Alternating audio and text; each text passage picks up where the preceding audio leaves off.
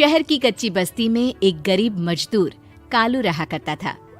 कालू के घर में उसकी पत्नी जानकी थी। जानकी लोगों के घरों में झाड़ू पोछा करके कुछ पैसे कमा लेती थी और वहीं कालू किसी तरह मेहनत मजदूरी करके 2 वक्त की रोटी का जुगाड़ कर लेता था। कुछ दिनों से हो रही बारिश के कारण कालू की मजदूरी बंद हो गई थी। अरे जानकी, इस बार तो बरसात ने हद ही कर दी, रुकने का नाम ही नहीं ले रही। कुछ समझ में नहीं आ रहा, अगर इसी तरह काम पर नहीं गया तो 2 वक्त की रोटी का जुगाड़ कैसे होगा। अरे तुम चिंता क्यों करते हो, बारिश का क्या है, 1 आध दिन में रुक जाएगी और उसके बाद में फिर से काम शुरू हो जाएगा। अरे 3 दिन तो हो गए, बरसात तो रुक ही नहीं रही है और आगे भी रुकने के कोई आसार नहीं दिख रहे। तो क्या हुआ, तुम्हारा काम बंद हुआ है ना। मैं तो अभी भी लोगों के घर झाड़ू पोछा करने जाती ही हूँ। मेरे पगार से कुछ दिन तो निकल ही जाएंगे। अरे घर का खर्चा तो हम किसी तरह चला लेंगे जानकी, लेकिन ये जो छत टपक रही है इसका क्या करेंगे। ये बात तो आपकी सही है। हमारी झोपड़ी अब काफी पुरानी हो चुकी है और इसके छप्पर में भी कई सारे छेद हो गए हैं। रात भर पानी टपकता रहता है। अरे मैं भी इसी बात से बहुत परेशान रहता हूँ, कहीं किसी दिन ज्यादा बारिश आ गई तो हमारी झोपड़ी टूटकर बिखर ना जाए। राम राम राम, ऐसी अशुभ बातें क्यों करते हो। अरे ऐसा कुछ नहीं होने वाला, ये झोपड़ी ही तो हमारा सब कुछ है। अगर यही नहीं रही तो हम जाएंगे कहाँ। ठीक है जानकी, जब तुम्हारी पगार मिल जाएगी तो कुछ पैसे बचाकर झोपड़ी के छप्पर की मरम्मत करवा लेंगे, शायद हमारी परेशानी कुछ कम हो जाए। ठीक है जी, अब ना ज्यादा परेशान मत हो। ये लो खाना खा लो और सो जाओ, सुबह मुझे भी जल्दी काम पर जाना है। जानकी और कालू अपनी झोपड़ी में सो गए। रात को अचानक से बहुत तेज बारिश शुरू हो गई। धीरे धीरे बारिश का पानी कालू की बस्ती में भरने लगा।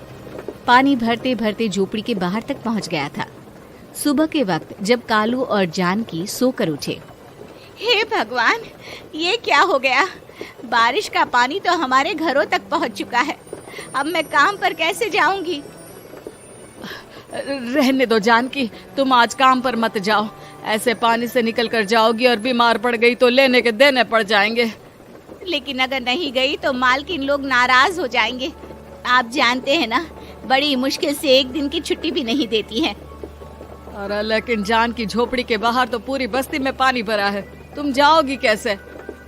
जानकी जैसे तैसे करके काम पर चली जाती है, लेकिन अगले दिन फिर से बहुत ज्यादा बारिश होती है और बस्ती में ज्यादा पानी भर जाता है। आज तो मैं तुम्हें किसी भी तरह काम पर नहीं जाने दूंगा। अरे अगर तुम्हें कुछ हो गया तो क्या होगा। ठीक है, तुम ठीक ही कहते हो, आज नहीं जाती।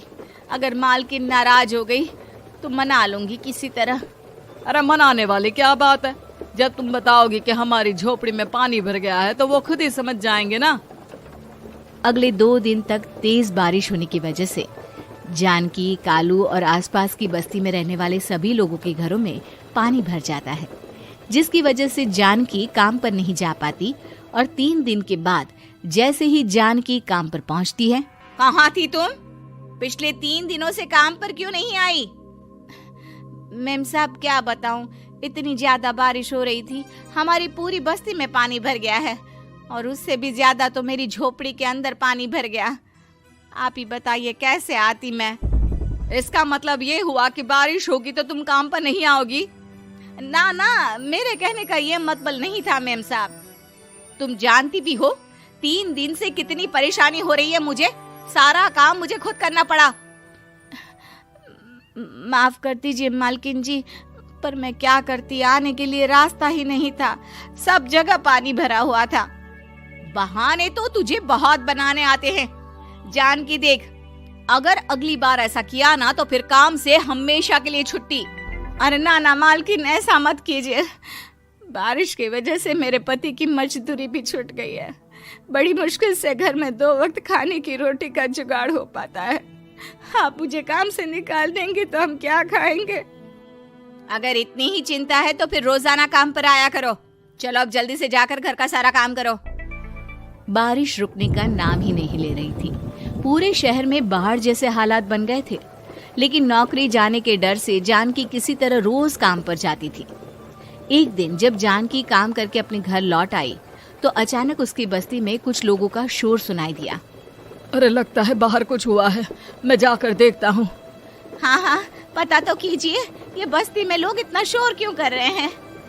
बाहर जाकर कालू ने एक आदमी से पूछा, अरे क्या हुआ भाई, इतना शोर क्यों मचा रहा है? अरे क्या बताए भैया, अपने बस्ती के बाहर एक पुल टूट गया है और वहाँ पर एक कार फंसी है। थोड़ी देर में अगर किसी ने नहीं बचाया ना तो वो कार पानी में बह जाएगी। हाँ? ये क्या कह रहे हो भैया, कार के अंदर कोई है क्या? हाँ, कोई औरत बैठी है, अकेली है, बहुत रो रही है बेचारी, मदद के लिए बुला रही है। अरे तो हमें जाकर उनकी मदद करनी चाहिए ना। अरे लेकिन इसमें बहुत खतरा है, हमें अपने आप को बचाना चाहिए। पानी कभी भी हमारी बस्ती की तरफ आ सकता है। अरे तुम्हें नहीं चलना तो मत चलो, लेकिन मैं तो जाकर उस औरत की मदद जरूर करूंगा। कालू उस जगह पर पहुंचता है जहां वो औरत कार में फंसी हुई थी। वहां पर पानी का बहाव बहुत तेज था और सारा पानी कालू की बस्ती की तरफ ही आ रहा था। कालू ने एक बड़ी सी रस्सी को पेड़ से बांध दिया और दूसरे सिरे को कार की तरफ फेंक दिया और उस औरत को रस्सी के सहारे बाहर आने के लिए कहा। तभी वहां जानकी भी दौड़ती हुई आई। अरे ये तो मेरी मालकिन है, जिनके यहाँ मैं काम करने जाती हूँ। अरे मैडम जी, आप डरिएगा मत, आपको कुछ नहीं होगा। आपकी गाड़ी को भी मैंने रस्सी से बांध दिया है। थोड़ी देर में पानी का बहाव कम हो जाएगा, फिर हम आपकी कार को भी बाहर निकाल लेंगे। क्या तुम जानकी के पति हो? हाँ हाँ, जानकी मेरी ही पत्नी है, आपके यहाँ काम करती है ना। लेकिन मेम साहब, आप यहाँ पानी में कैसे फंस गई? अब क्या बताऊं, मैं अपनी सहेलियों के साथ पिकनिक पर गई थी, वहीं से लौट रही थी। अचानक पानी का बहाव तेज हो गया और मेरी गाड़ी फंस गई। अरे कोई बात नहीं मालकिन, अब ना आप बिल्कुल सुरक्षित हैं। मैं तो बहुत बुरी तरह डर गई थी, कब से मदद के लिए चिल्ला रही थी, लेकिन कोई मेरी मदद के लिए नहीं आया।